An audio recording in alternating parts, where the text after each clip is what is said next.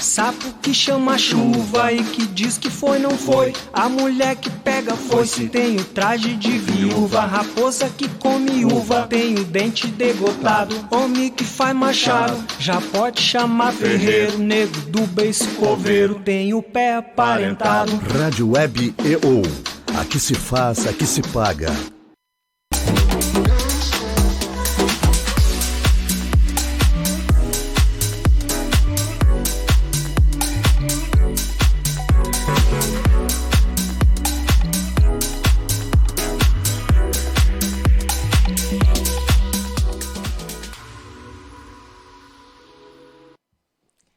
Olá, meus amores, tudo bom? Como vocês estão hoje?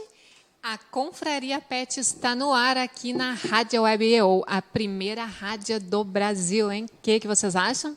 Gente, vamos começar então com os avisos importantes. Para anunciar aqui com a rádio, vocês podem entrar em contato diretamente aqui com o telefone 51-3191-3082 e falar com a nossa mesa de negociações, ou então vocês podem, é claro, contratar uma agência de publicidade e fazer esse contato direto aqui com a rádio, tá? E, claro, né, não deixem de seguir a Rádio Web através do Facebook, que é Rádio Web EO, ou então no Twitter e Instagram, Rádio Web EO, e lá no YouTube também tem o canal. E, claro, não deixe de também seguir a Confraria Pet lá no canal do YouTube, em que depois as entrevistas vão para lá e vocês podem estar acompanhando depois o que aconteceu. Bom, hoje nós estamos com um tema, gente, para lá de especial. Nós vamos falar hoje sobre anestesia veterinária. Por um acaso você é tutor de animal de estimação ou tutor até mesmo de um animal específico, cavalo, né? Outros maiores, né? Por um acaso, vocês já não precisaram fazer uma cirurgia, alguma coisa, alguma situação que precisava de anestesia e aqui, ó, ficou com medo? Pois bem, hoje é o dia de tirar todas as dúvidas, gente. Podem aproveitar. Vamos, então, falar sobre anestesia veterinária, conhecer esse procedimento, tipos de anestesias existentes hoje, os riscos e os cuidados no pré- e pós-operatório, né, Sheila? Porque não é só pré, né? Não. É pós também, né? Sim. As anestesias, gente, são utilizadas em animais independente do porte, ou que seja um hamster ou até mesmo um cavalo, um rinoceronte, né? Vai precisar de uma anestesia. Para procedimentos cirúrgicos ou até para outros procedimentos mais simples, como, por exemplo, a limpeza dos dentes, né? A limpeza de tártaros dos nossos pets, que são realizadas eventualmente em clínicas veterinárias, geralmente também em hospitais. Acompanhe o nosso bate-papo a partir de agora, porque a Sheila, a veterinária Sheila, vai tirar todas as nossas dúvidas. Sheila, seja bem-vinda. Boa tarde, Aline. Boa tarde, pessoal. Tudo bom? Tudo bem. Sheila, vamos começar então sempre do começo, né, gente? Vou deixar ela se apresentar, porque é a primeira vez que tu está vindo aqui no nosso programa. Fala aí para o nosso povo aí que está nos assistindo. Quem é Sheila? Tua história, tua jornada, como que tu te encantou com a parte da anestesia? Meu nome é Sheila, eu sou médica veterinária, formada pela Universidade Federal do Rio Grande do Sul. Então, meu encanto pela anestesia surgiu ainda na graduação, aquela coisa assim, tu tá lá, tu não sabe ainda muito bem para que área que tu vai. Eu sabia que eu queria trabalhar com pequenos, né? Eu achava que ia para a clínica, daí, vou para a cirurgia. E, na realidade, eu acabei me encantando pela anestesia, pela parte do bem-estar animal, né? Que a anestesia e a questão do bem-estar tem tudo a ver, né? Trabalho com dor, é deixar teu paciente bem.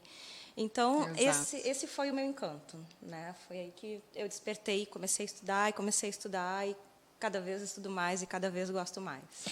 E o que é anestesia de fato? Vamos falar na parte agora bem técnica, né? Vamos exemplificar aqui para todo mundo ficar sabendo o que é, o que não é, porque muitas vezes a gente tem aquela noção de que é só um comprimido. Não, né? São coisas diferentes, né? Não. Então, o que é, Sheila? O que é anestesia? A anestesia, na realidade, né, e tanto para humano quanto para animais, na realidade, o que vai acontecer? Você vai fazer a hipnose, né, desse paciente, isso quer dizer, vai gerar o sono, mas não só o sono, tu tem que gerar relaxamento muscular, tu tem que gerar analgesia nesse paciente, esse paciente não pode sentir dor, tu tem que deixar esse paciente o mais perto do fisiológico, do padrão fisiológico dele, né, para não dar alterações, enfim. Então, tudo isso engloba anestesia. Não, anestesia não é só tomar um comprimidinho, tá? Mesmo porque... E o paciente não pode acordar no meio, né? Não. Mesmo porque a gente não tem um fármaco só que faça tudo isso, né? Uhum. Então, a gente acaba trabalhando com vários fármacos, a interação de vários fármacos que vai nos proporcionar tudo isso. Hipnose, relaxamento, analgesia... Tudo isso que a gente precisa. Né, o que tu chama de fármaco, para a gente entender?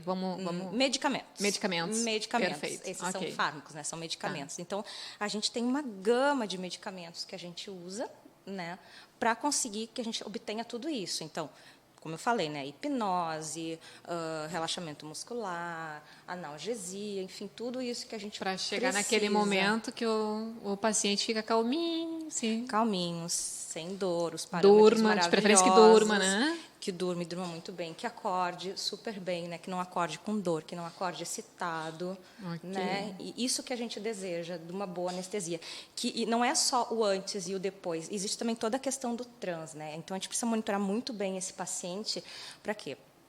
Para que o padrão dele, a gente tente manter o padrão dele mais dentro do fisiológico, né?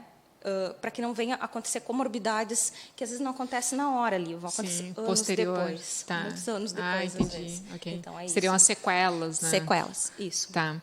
E qual a complexidade, Sheila, da anestesiologia veterinária e que traz tanto medo para nós, né, tutores principalmente, né, que a gente eu vou falar a palavra mesmo, né, a gente é meio ignorante nessa área, então a gente na verdade só tem aquela história de que tomar uma anestesia pode causar problemas, pode até morrer, e a gente fica com medo, né? Por que existe essa complexidade que traz esse medo para nós? Assim, eu gosto... Além do medo do ser humaninho, né, da morte natural, né? A gente já tem isso, né? Então, hoje em dia, os nossos animais, eles são membros da família, né? Enfim, mudou muito essa relação, que bom, né? E eu recebo muitas pessoas hoje em dia e elas, assim... O meu medo é anestesia. Sempre. Né? O meu medo é anestesia. Então, eu sempre gosto de conversar com os tutores antes de explicar a complexidade. Assim, na realidade, todo procedimento anestésico tem um risco. A gente nunca consegue zerar ele. E é sempre isso que eu falo para os tutores. A gente nunca consegue zerar. Seja uma castração numa paciente de 6 meses, lá, super novinha, que os exames estão ok. Existe sempre um grau, claro, de risco. Esse grau é pequeno, é muito pequeno, realmente, sendo feito corretamente, ele é muito pequeno. Mas essa complexidade aumenta, sim. Aumenta à medida que aumenta a idade do animal, do nosso paciente, à medida que ele vai apresentar outras doenças, tipo cardiopatias, hepatopatias, que pode influenciar negativamente daí durante, no início do processo de colocar de anestesia ou muitas vezes já desde o início tu vai ter já isso, desde o início. Às vezes durante, às vezes depois. Então, sim, existe risco, claro que existe. A gente, como anestesistas, a gente sempre, eu e meus colegas, a gente sempre toma muito cuidado. Isso quer dizer, quais são os cuidados? De pedir os exames pré-operatórios, né? E os exames também vão depender, né, da idade do paciente, de qual procedimento esse paciente vai fazer, né? Então, na realidade, quem acaba analisando tudo isso mesmo é o anestesista, né? Quer dizer, olha, nós precisamos de tais exames, precisamos que seja feito assim, assado, enfim. Sempre em conjunto com o veterinário que está fazendo a análise junto, né? Até mesmo para vocês saberem exatamente qual tipo de anestesia. E o histórico do paciente, que para a gente é muito importante. É importante, com certeza. Sim. Nossa. E quem pode aplicar anestesia hoje em um animal? Assim, dentro da medicina veterinária, na realidade, médicos veterinários estão aptos, né?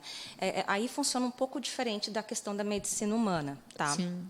Na realidade, o que os colegas preferem hoje, né, a grande maioria dos colegas, é chamar o profissional que já é especializado. Perfeito. O anestesista especializado, que passou por uma residência, né, no meu caso, passei por uma residência, que passou por uma pós-graduação, que trabalha, tem expertise específico nisso. Isso, né? Então, os colegas eles preferem, porque é bem complicado, às vezes, para um colega que está lá operando, ter que fazer anestesia, tem que monitorar esse paciente. É realmente uma tarefa bem difícil. Sim, então, daí ele tem que sim, fazer 2 atividades dentro da própria cirurgia, né? Isso. É complexo. Então, sim, então esses colegas acabam, né, nos chamando, enfim, a gente vai até a clínica. Perfeito, perfeito. Eu prefiro, né, gente, quando eu fiz a cirurgia das meninas, todas as castração, eu busquei sempre ter a especialista lá em anestesia, até mesmo porque eu me borrava de medo.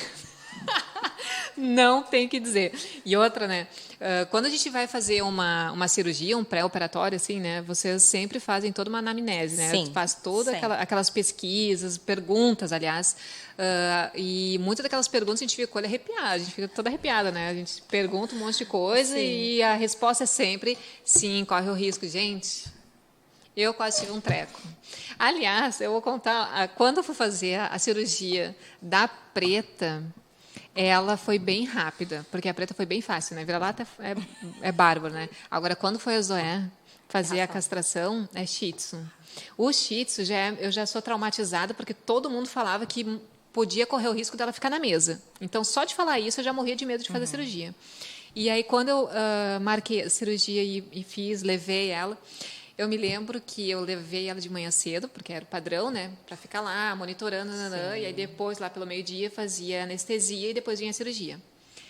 Quando era umas 11h30, meio-dia, eu já estava em prantos, chorando em casa, desesperada, porque eu estava com medo, só que eu estava achando que a cirurgia estava acontecendo. E aí a anestesista me mandou uma foto dela com a Zoé no colo, dizendo: ai, mãezinha, fica tranquila que ela está bem, ela vai entrar, ela vai fazer anestesia agora. Eu olhei aquilo e eu: Aline, que vergonha, tu chorando, ela nem fez anestesia ainda, tu já está chorando, né? E eu disse: não, vamos mudar essa vibe aqui. Não sei como é que é com vocês, gente, mas eu fui assim, traumático. Mas a gente tem que mudar um pouco assim a questão da anestesia, porque a anestesia é uma coisa boa, nosso paciente não sente dor, né? É toda uma proteção do paciente, assim, né? Tem o risco, claro. O lado racional sabe disso, o lado emocional é zero. Gente, vamos dar um oi pro pessoal que está aqui no Instagram. Só vou dar um oi aqui para a galera, peraí. Quem está aqui? A Pretinha está aqui, a Pâmela está aqui, Gastronomia Maria está aqui, Pet Market está aqui, Projeto Bazar também. Oi, Simara, tudo bom? A Paty também está aqui, a Piper Brasil também está aqui. Ah, a Gladys, tudo bom, Gladys? A veterinária. A Nay também está aqui, a Ana Floquitos, tudo bom, gente? Bem-vindos, vamos acompanhando a gente. Qualquer dúvida que vocês tiverem, pode mandar para a gente que a gente responde aqui ao vivo, tá? E, claro, se vocês estão nos escutando, aí dá aquele joinha aí para ver se está tudo ok com o som aí no Instagram, tá? Qualquer coisa, reclame que a gente dá um jeito. Bom, quais são os tipos de anestesias que existem hoje para serem aplicadas? Porque nos humanos a gente tem aquela que é local, peridural, geral, e para os animais é a mesma coisa ou é diferente? Sim, na realidade é como eu falo, né? Tudo são anestesias, são técnicas diferentes, né? Que na realidade, quando chegar o paciente, mediante o que o paciente vai fazer de procedimento, exames, estado geral do paciente, enfim, o anestesista vai acabar escolhendo a melhor técnica. Então, sim, a gente tem anestesia geral inalatória, hoje em dia a gente tem anestesias totais intravenosas, a gente tem as locais, a gente já tem as locos regionais, né, que são, na realidade, para a gente trabalhar mais a questão da dor, mais a questão da analgesia, mas, sim, tem essa gama de técnicas diferentes que a gente usa, e muitas vezes no procedimento a gente usa mais de uma técnica, né? A gente não trabalha assim, a gente não trabalha como só. Então, por exemplo, essa para mim é novidade, gente. Vamos supor anestesias ortopédicas, né? Então, anestesias ortopédicas, a gente tem que fazer uma anestesia geral no paciente, muitas vezes inalatória, uma total intravenosa, e a gente entra com bloqueios regionais, a gente entra com uma peridural, a gente entra com um bloqueio de plexo, coisas desse tipo, por quê? Sim, para trabalhar a analgesia do paciente. Porque só a inalatória, só a total intravenosa, elas não trabalham a analgesia. Ah, entendi. Para não sentir nada da cirurgia. Então, elas dão a hipnose, que a gente quer, que é o paciente dormindo, mas elas não dão a questão da analgesia. A gente entra com mais alguns fármacos para melhorar a questão do relaxamento. Como eu falei, é uma gama, são muitos fármacos. Tu chega num bloco cirúrgico, tu olha a mesinha do anestesista, meu Deus. Qual vai ser hoje, né? Qual é a boa de hoje? Vou dar um oi pro Golden Martin. Tudo bom? Como é que você está? Deixa eu ver quem mais. A Elizabeth também acabou de chegar. Beijinho para vocês. E qual é a melhor recomendada a ser feita para uma cirurgia em específico? Por exemplo, a castração. Aí tu pode dar exemplos agora de quais tipos de cirurgia que são feitas e os tipos de anestesias que são utilizados. Tu fez uma agora da questão da ortopédica, né? Isso. E, por exemplo, a castração, a limpeza dos dentes, quais são as anestesias mais utilizadas e recomendadas? As técnicas, no caso. Isso. É assim, isso muito vai depender do paciente. Tá? Muito, muito, muito do paciente. Porque, por exemplo, a gente pode pegar uma castração num paciente de 6 meses, a gente pode fazer uma castração num paciente de 14 anos. Isso. Né? Então, vai depender bastante, sim, do paciente. Eu trabalho bastante com inalatória, eu gosto da inalatória pela recuperação, gosto da total intravenosa também, mas não é uma que eu mais uso, ainda trabalho mais com inalatória. Eu tenho colegas que preferem total intravenosa, e isso muitas vezes é questão também de gosto pessoal. Aham. Tá? Mas, enfim, mas eu nunca abro mão, sim, de fazer junto uma anestesia local, dependendo, ou uma loco regional. Isso é meio importante mesmo pela questão. Ou, às vezes, também outra coisa que a gente faz, que são as infusões de analgésicos, né? Enfim, tudo isso. Que é tudo para o nosso paciente acordar bem, se sentindo bem, ficar estável no transe. Né? E se o animal ele tem, por exemplo, um problema de coração, né? Qual anestesia que é mais recomendada? Ou tu já tem algum outro tipo de fármaco? Estou falando termos aqui que nem ela está falando, tá, gente?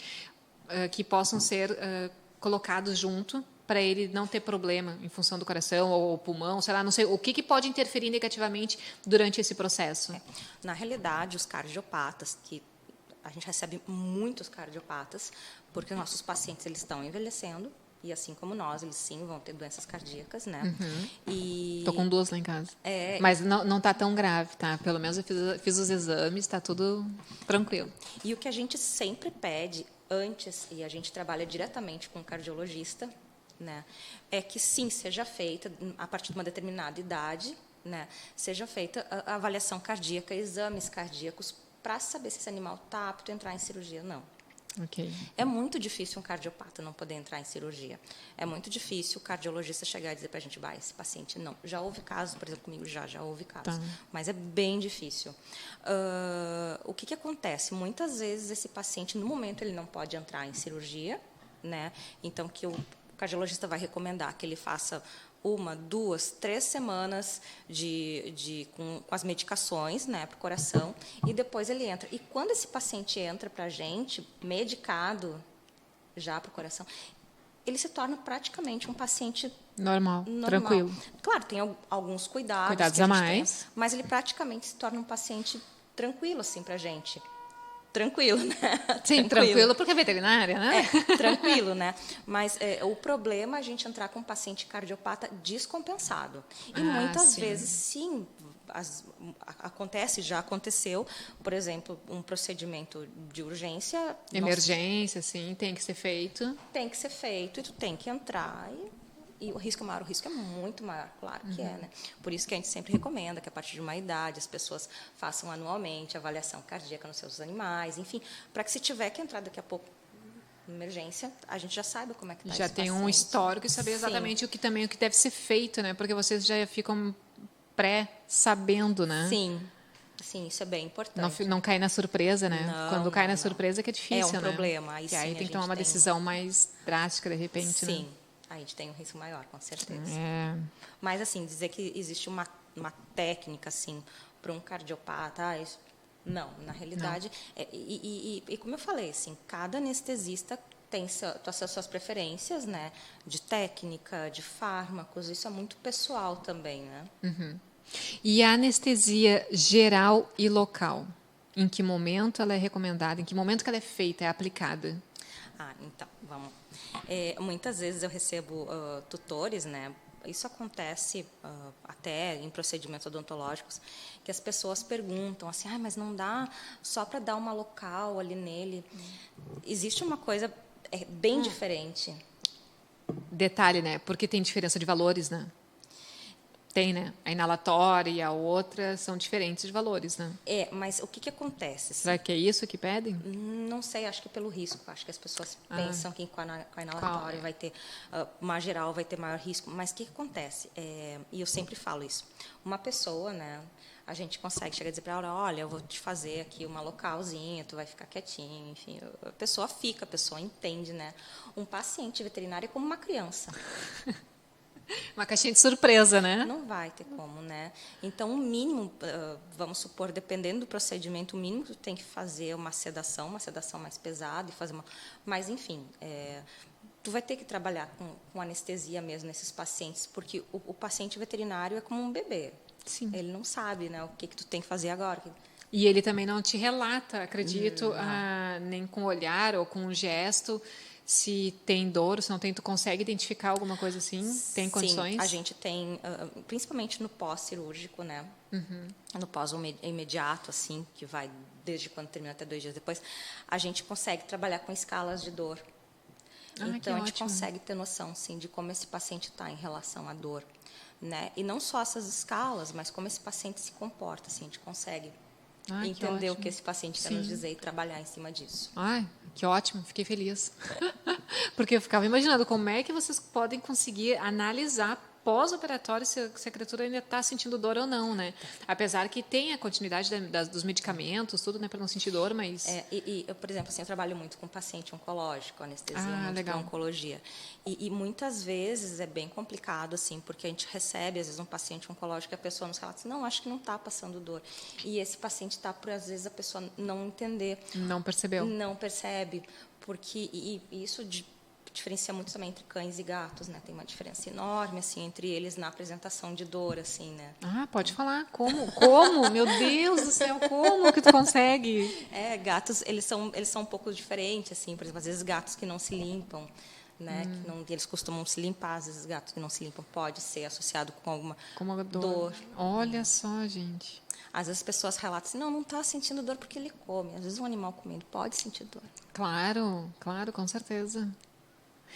Sabe que a Zoé, ela teve uma reação diferente da Preta, né? A Preta, ela fez cirurgia, no outro dia estava caminhando na rua normal, como se nada tivesse acontecido. Ela é manhosa, mas, tipo, eu percebi que ela não sentia dor, mesmo tendo as medicações posterior, né? Agora, a Zoé, nossa, essa aí... Ela ficou ajorjada, ficou deitada na cama e pedia colo, bem diferente. Os organismos são diferentes. Totalmente né? diferentes. Nossa, é impressionante. E inalatória ou injetável? Tu disse que tu prefere mais a inalatória, né? Como é que vocês definem a melhor opção de utilizar ou inalatória ou injetável para uma situação específica, uma cirurgia em específico? Como que vocês decidem?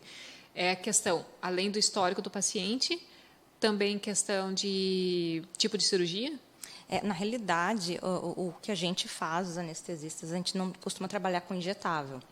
Ok. A gente costuma trabalhar com uma total intravenosa, que ela é por via endovenosa também, assim como é injetável, mas ela funciona de maneira diferente. Tá? Ela é um pouco diferente. Ela é feita, às vezes, de bombas de infusão, tem todo um estudo desse fármaco, como é que ele se comporta no organismo, enfim, é um pouco diferente. Então, a gente costuma trabalhar para a questão de anestesia geral com esses 2 tipos, ou inalatória ou a total intravenosa. Como eu falei, assim, isso vai depender também bastante da experiência do colega, do gosto do colega. Hoje em dia tem colegas, sim, que estão se atendo mais na questão da total intravenosa, gostam mais, enfim, preferem mais sua recuperação. Tem outros colegas que trabalham mais com anestesia inalatória. Isso é bem particular mesmo. É bem particular mesmo. Uhum. Tá. E você, é tu que decide o tipo de anestesia ou é tu e o outro veterinário com relação à cirurgia? Geralmente é o anestesista. Anestesista, ponto final. Porque o anestesista que vai se ferrar, né? Alguém tem que puxar a responsabilidade, né? Mas, assim, o que acontece? Claro, o que a gente debate muito com o cirurgião, né?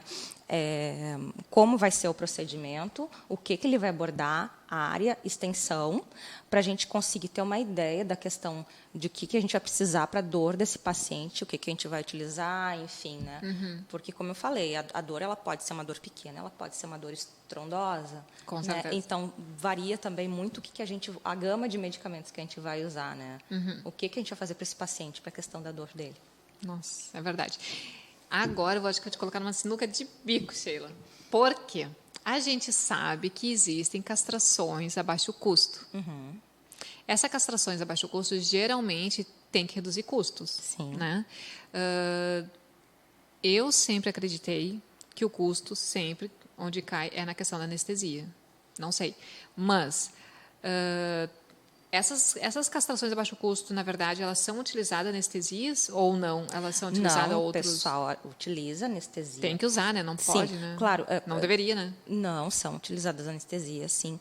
Claro, geralmente não tem um profissional anestesista, porque senão, claro, iria Sim, entendi. encarecer muito, né? O pessoal, os próprios colegas, como eu te falei, quando a gente faz medicina veterinária, a gente sim está apto a fazer, né? Então os próprios colegas fazem. Claro, existe também aquela questão que a gente colocou, o colega tem que estar fazendo a cirurgia, tem que estar fazendo anestesia. Aí o fio também é outro, né? É mais complicado para o colega que está fazendo, claro, é mais trabalhoso, é mais complicado, né? Enfim, mas sim, é feito com anestesia. É feita anestesia, né? Ai, que susto. Eu morria de medo. Quando me falavam em castração de baixo custo, eu já ficava, meu senhor, deve fazer alguma coisa, né? Sim. Ok. Já tiramos o medo, né, gente? Gente, dúvidas, perguntem. Aproveitem que a Sheila está aqui. A anestesia ela pode ser utilizada em qualquer animal, né? Como a gente estava comentando antes, lá logo no início que a gente começou o bate-papo, né? Por exemplo, ela pode ser utilizada tanto para um hamster quanto para um animal de grande porte, né? A diferença dessa questão da aplicação da anestesia, ela está vinculada a peso, tipo, porte, como tu define a quantidade de anestesia ser injetada, sei lá, ou não sei qual é a palavra correta que eu posso dizer, mas que pode ser colocada no animal. Tudo é criteriosamente calculado. E não pode ter uma vírgula diferente. Não, a gente está sempre com a calculadora junto. A anestesista e calculadora são inseparáveis. Tá? A gente está sempre calculando. Na realidade, quando a gente já recebe o paciente, quando já sabe o que vai fazer, a gente faz sempre a medicação pré-anestésica antes, enquanto essa medicação está atuando, o paciente está ali junto, ou está, enfim, com algum outro colega, a gente já está calculando tudo que vai ser feito para esse paciente, né? Para indução, manutenção, pós-imediato. Né? Então, a gente está sempre calculando. Sim, isso depende do peso do paciente, isso vai depender da idade do paciente, isso vai depender do estado do paciente, isso vai depender do que deu no resultado dos exames do paciente. É bem complexo. Existe algum ponto dos exames dos animais que tu pode olhar e dizer, não, esse aqui ele não pode ser feito agora? Sim. Quais são os itens assim que tu pode estar indicando aqui para nós? Vocês, doutores, têm que cuidar isso para antes de estar levando para uma cirurgia e ter a anestesia. Geralmente, assim, o colega, né, o colega ou o clínico geral que está indicando a cirurgia ou até o cirurgião, enfim, eles sempre pedem essa parte, assim, muitas vezes nos ligam, né, e falam, enfim. O básico para um paciente, vamos supor, uma castração, tá? Uma paciente vai ter o primeiro cio, assim, tá? Para fazer uma castração num paciente jovem. Geralmente, o que a gente pede dessa paciente, né? É função renal, né? A gente precisa saber como é que está esse rim, se está funcionando, uma função hepática, a gente quer ver como é que está esse fígado funcionando. Por quê? Porque são locais de metabolização de fármacos, excreção de fármacos, né? Então, a gente precisa saber isso. E a gente precisa saber, claro, como é que está o hemograma desse paciente, plaquetas, proteínas, a série vermelha, a série branca.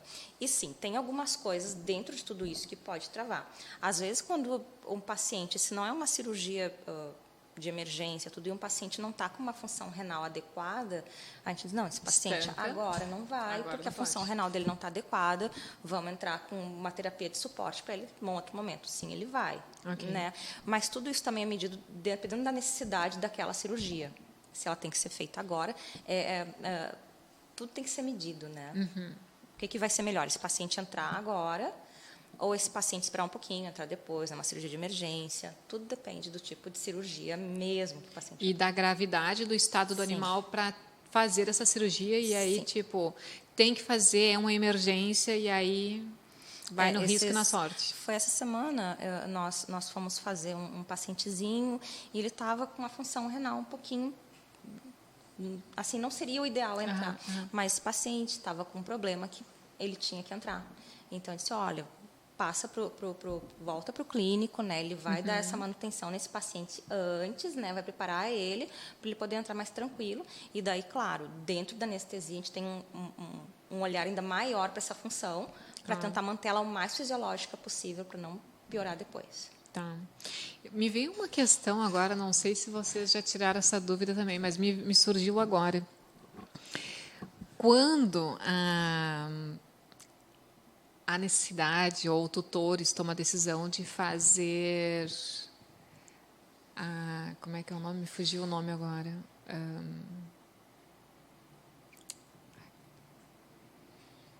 Quando morre... Cremação, eutanásia?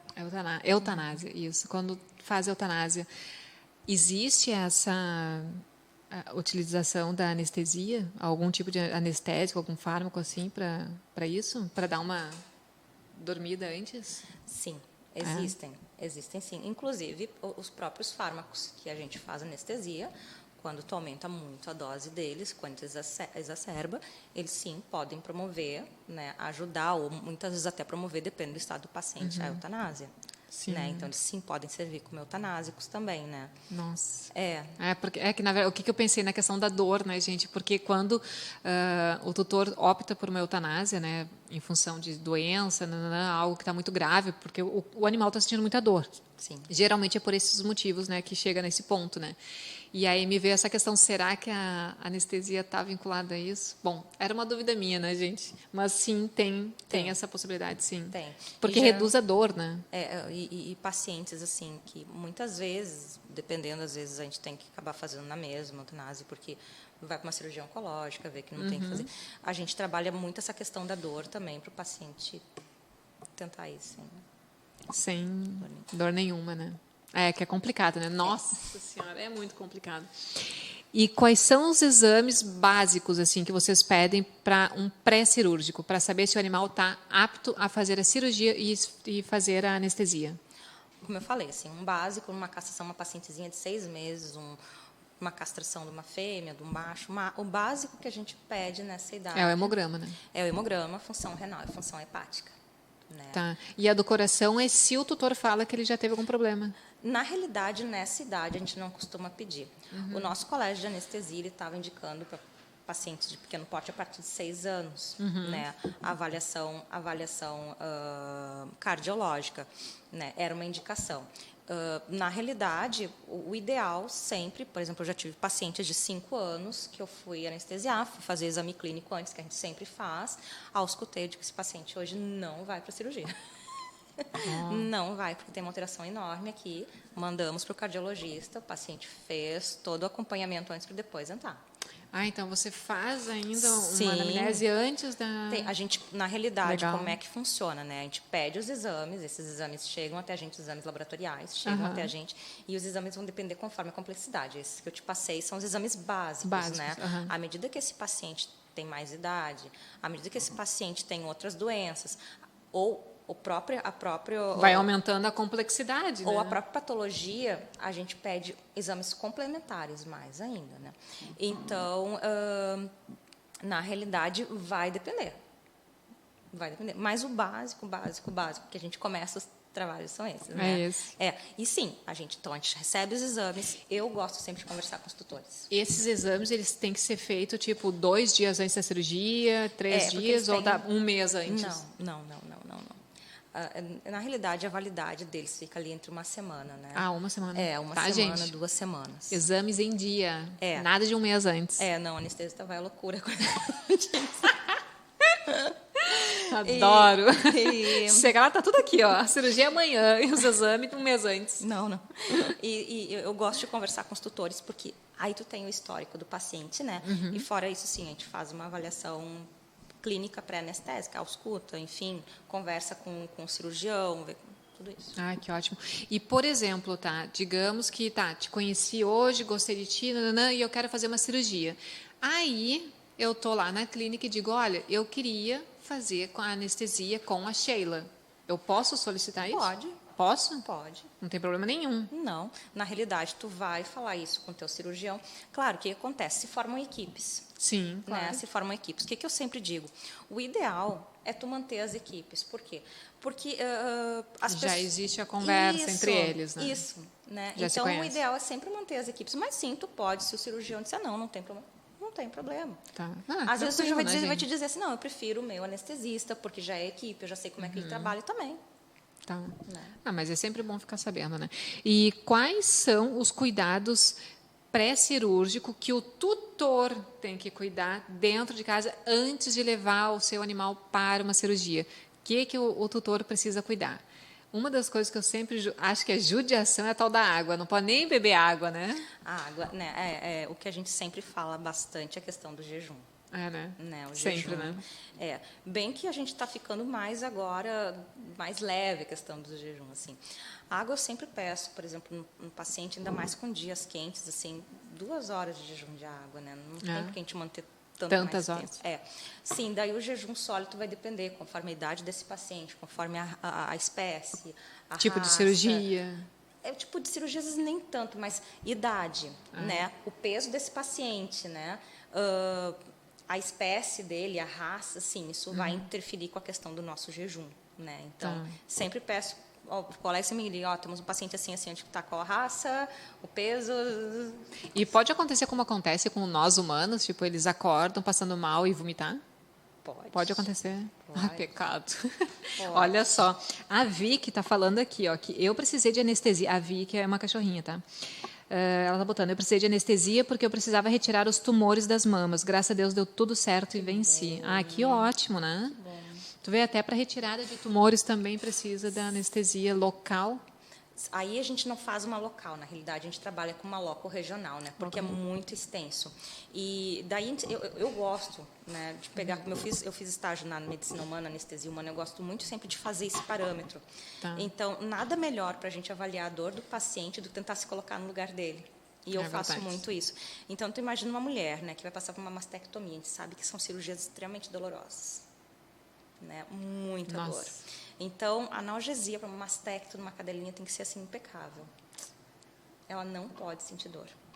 Nossa Senhora, eu imagino, eu fico imaginando o que esses bichos fazem para poder mostrar, porque eles não falam, né? Então, eles falam só com o olhar. Então, eu fico imaginando vocês devem estar sofrendo junto, né? Aplicando lá e olhando, né? A gente Direto. tem que ter esse olhar, tem que ter esse conhecimento. Assim, Tem que ter essa sensibilidade, né? Tem. Não é aquela coisa mecânica, Não. simplesmente pá, coloca, corta, tira, vai, nanana, pá. Tem que ser uma coisa mais... E muitas vezes, o que acontece, muitas vezes, a gente também acaba errando e superestimando a dor deles. E, claro, às vezes acontece, sim, a gente acaba dando, não vou te dizer a mais, mas a gente acaba superestimando essa dor e, sim, fazendo uma analgesia maior do que, às vezes, do que é necessário.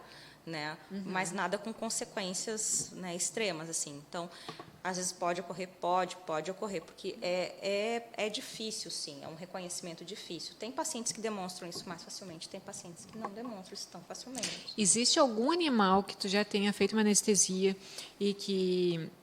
Por exemplo, eu vi uma foto tua que tinha um coelho, né? Então, gente, é que a gente só pensa em cachorro e gato, tá? E não. Por exemplo, tem leão, tem tigre, tem passarinho, tem, sei lá, tem um monte de bicho. Mas eu vi que tu fez uma anestesia num coelho. Eu vi o coelho ali, eu fiquei olhando e eu, meu Deus! Você não viu do jacaré? Não! Menina! Como que tu consegue... Como é que tu consegue fazer isso? Como, né? Conhece, né? Óbvio, né? Mas, meu Deus!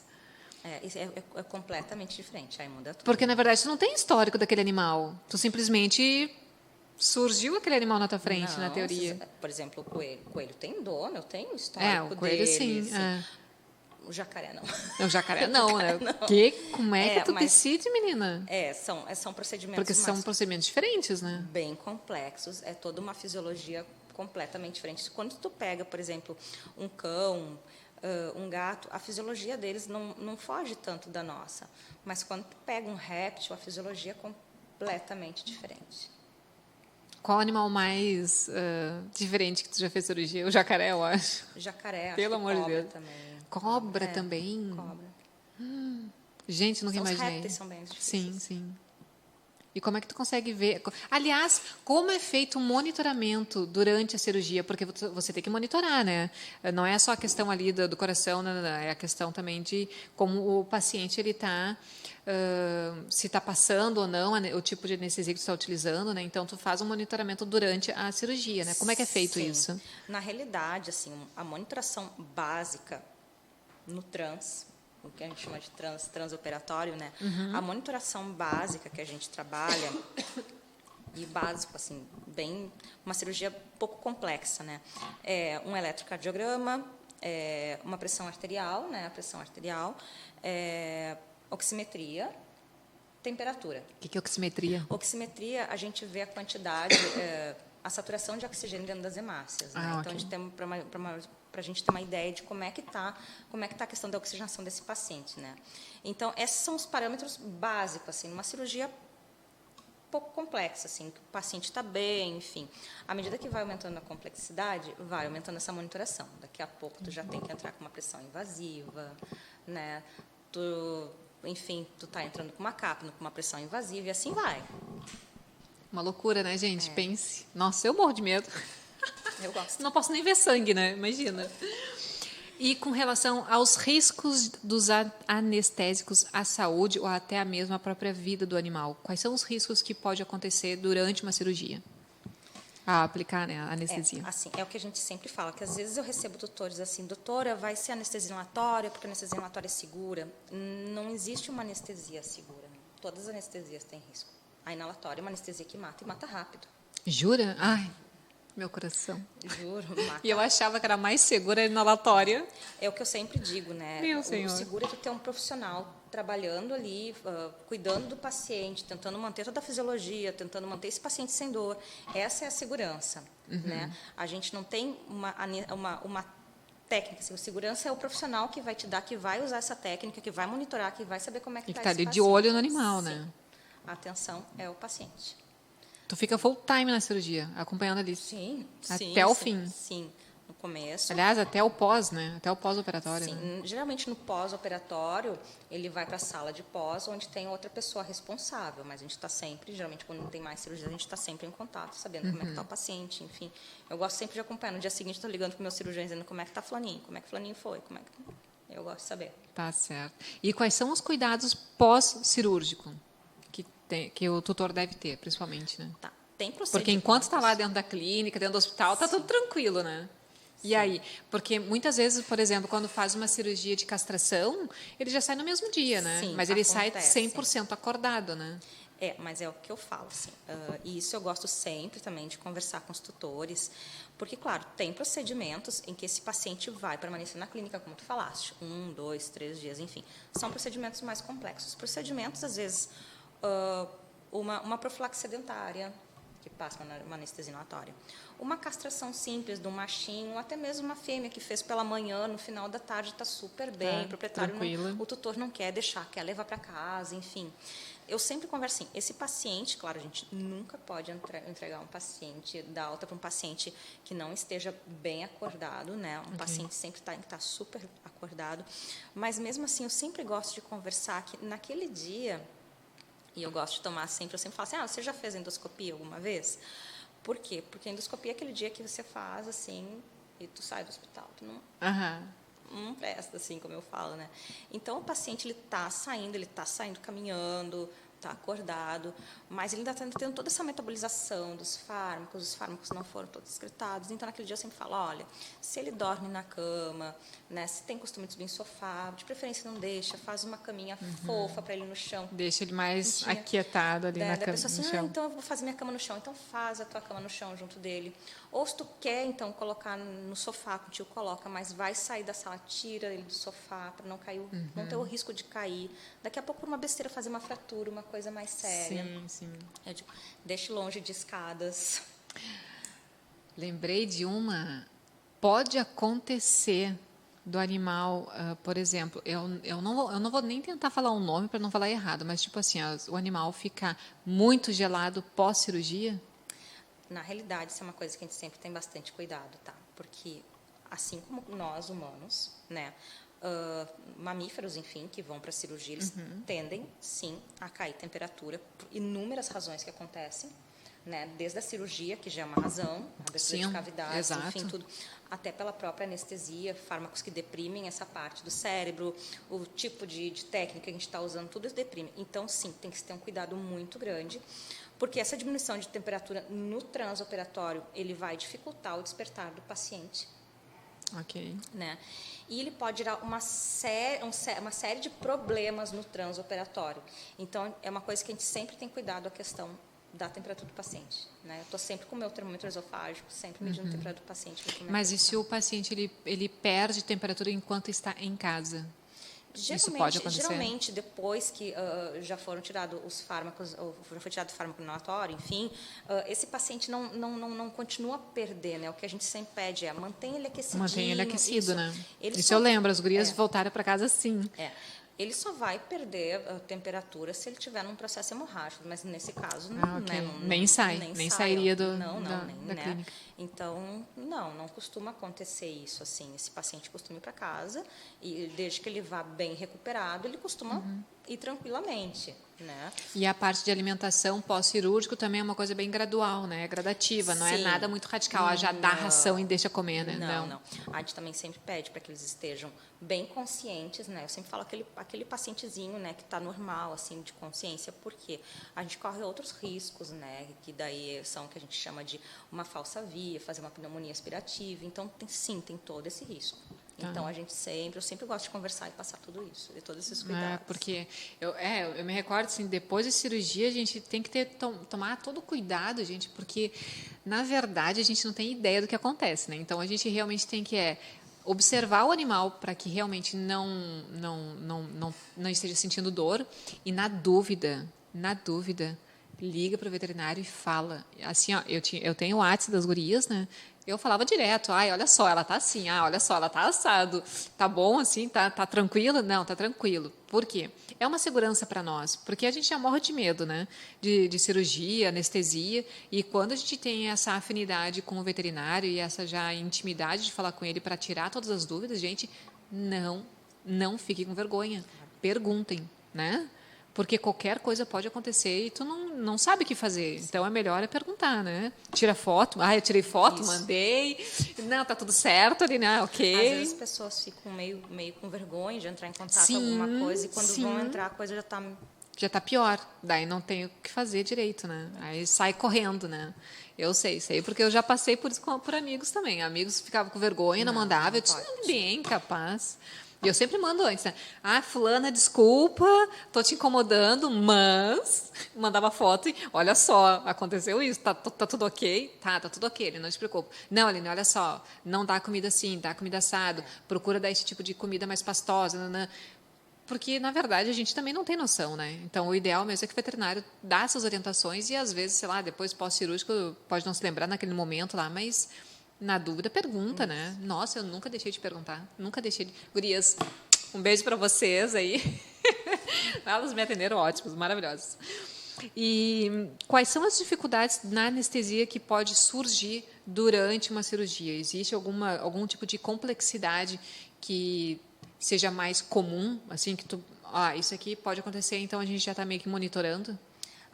Uma coisa que a anestesista sempre está em cima, assim, que a gente está sempre, é a questão de pressão arterial, né? Assim como em humanos, a mesma coisa, né? Nossos pacientes têm muita tendência a fazer hipotensão, né?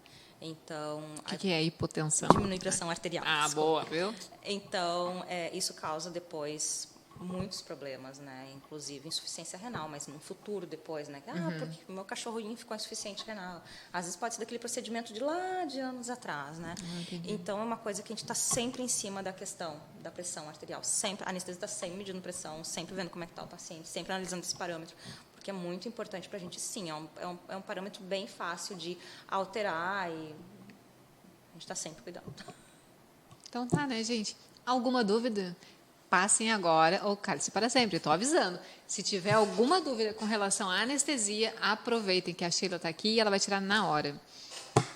Alguma dúvida? Ali no Face? Nada? Tudo tranquilo?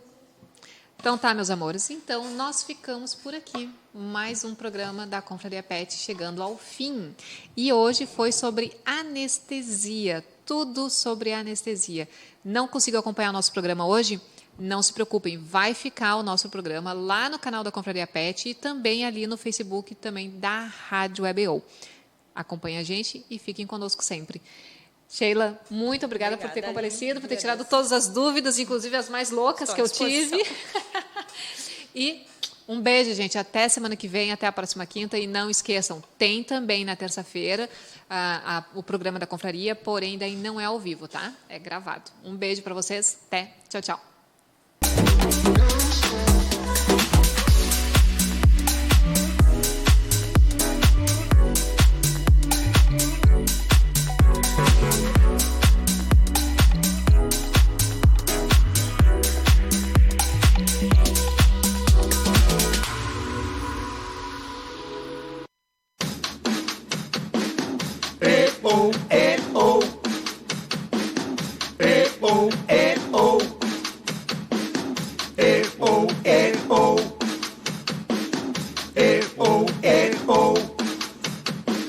Sapo que chama chuva e que diz que foi, não foi. A mulher que pega foice tem o traje de viúva. Raposa que come uva tem o dente degotado. Homem que faz machado já pode chamar ferreiro. Nego do beiço coveiro tem o pé aparentado. Rádio Web EO. Aqui se faz, aqui se paga.